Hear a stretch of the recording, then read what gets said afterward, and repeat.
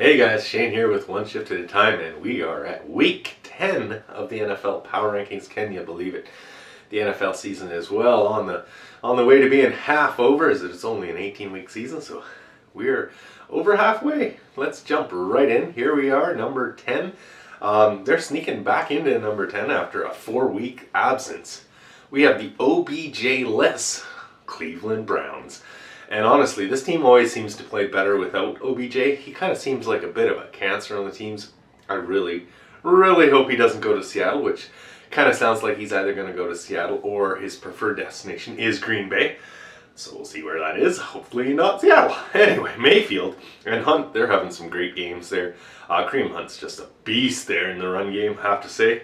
They're up against the Patriots this weekend. Honestly, the Patriots are darn close to being on this list. They've strung together a couple of wins in a row.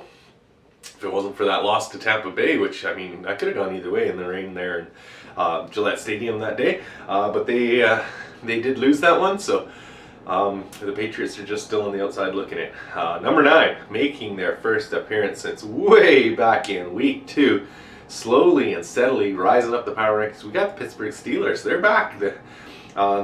They had a kind of a close game this week against the Bears. It shouldn't have been that close, and in fact, there was a very controversial taunting call that may have even cost the game because it put the Pittsburgh Steelers in field goal range and allowed them to go up.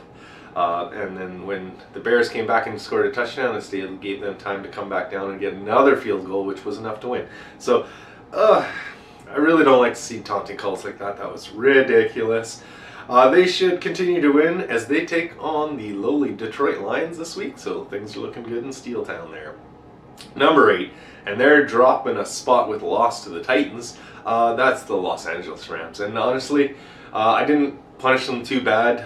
They are still 7-2 team. That's second in the NFC West, so I don't want to punish them too bad, but I'm not too concerned that they lost to the Titans because there really is no shame in that. They do look to keep things rolling as they head up the coast there to San Francisco to take on the 49ers in the Monday Night Battle. So we'll see how that goes. Number 7, up 2 spots, we have the Baltimore Ravens, who also had a closer than it should have been game. That one went to overtime again with the Minnesota Vikings. I keep saying this. I think the Minnesota Vikings are a way better team than their record is giving them credit for, because this is another close game, another overtime game, another game that comes down to a field goal. So again, I don't want to concentrate on the Vikings too much because they're not in there. But what can you say about Lamar? Lamar Jackson is an absolute beast. He set an NFL record as he ran for over 100 yards for the 12th time in his career already. He's setting an NFL record already. He's in his 4th season.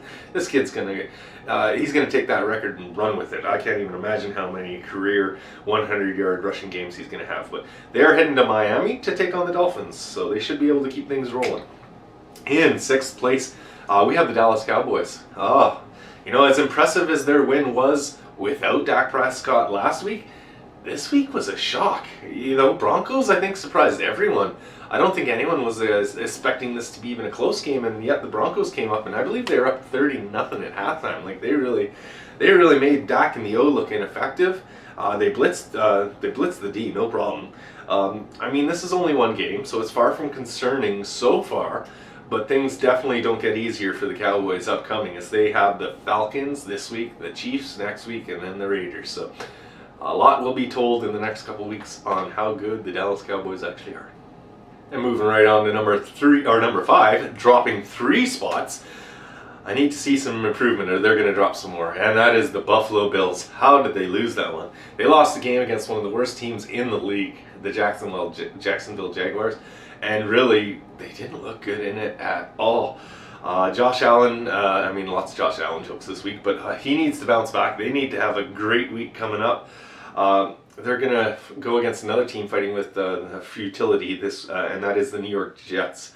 So really easy, I'm not going to say easy after what happened last week, but a really winnable game that they need to win, because the Patriots, as I've said before, they're chopping on their heels for that spot in the AFC North, or the AFC East. Can't keep losing these. Number 4, moving up one on a bye week, which doesn't happen, but because of the horrible play of the Bills, the reigning defending Super Bowl champions, the Tampa Bay Buccaneers, move up a spot. Number 4, not too bad. Tom Brady and crew, they of course had a bye week this week, as I said. They look to get back in it this week as they take on the Washington football team. Hopefully the bye week helped them heal up. I know Gronk was fighting with some back spasms, came back in the last game and had to leave again. So hopefully this helps them get healthy and they can continue to move on. Number 3, and they're up 3 spots after a really impressive win over the Los Angeles Rams, and we have the Tennessee Titans. No Derrick Henry, no problem apparently. Man, they just kept rolling. Ryan Tannehill is quietly having himself a career year. I'm not sure that he's in the MVP conversation, but I think if you compare it to his other years, he's definitely having one of the best seasons he's had. They host the almost impossible to predict Saints this week. You don't know what team you're going to get. They've had some games where they look really impressive, and they've had some games where they don't look so impressive. So we'll see what team shows up. Number 2. And they dropped 1 spot out of first place here, just to 2. I don't want to drop them too far. It is the Green Bay Packers. They lost their game, but of course they were without their quarterback, Aaron Rodgers. So that's going to make a huge difference. They also have a lot of other injuries, so I didn't want to really punish them a lot. This week will tell us a lot. They are heading to play the Seattle Seahawks this week. Russell Wilson should be back. Aaron Rodgers, I don't know if he's going to play yet. His 14-day quarantine, I believe, ends 2 days before the game, so it's just whether he can get enough practice reps in and feels comfortable enough to go. Depends how he feels. I mean, he does have COVID. He might be under the weather. His lungs might not be back, so I don't know what's going to happen. They do need to win that one, as Seattle is really not having a good season. If they lose that one, I do see them tumbling down the list a bit farther, but if Aaron Rodgers is back, I don't see why they don't win that game. And back to number 1, we have the Arizona Cardinals, and man, they're the only team in the top 10 to win this week. So I mean, they definitely go. They're not the only team. One of the only teams, obviously, the Tennessee Titans won too. But a lot of the games I predicted this week did not go the way I predicted. That is for sure. Knowing that they won that game also without Kyler Murray, without DeAndre Hopkins, and without AJ Green, I mean, that just makes it even more impressive. That's why I had to put them back up. But number 1, they're 8-1. Everything just tells you that this is a really powerful team and that they're going to go far. So they look to go 9-1 as they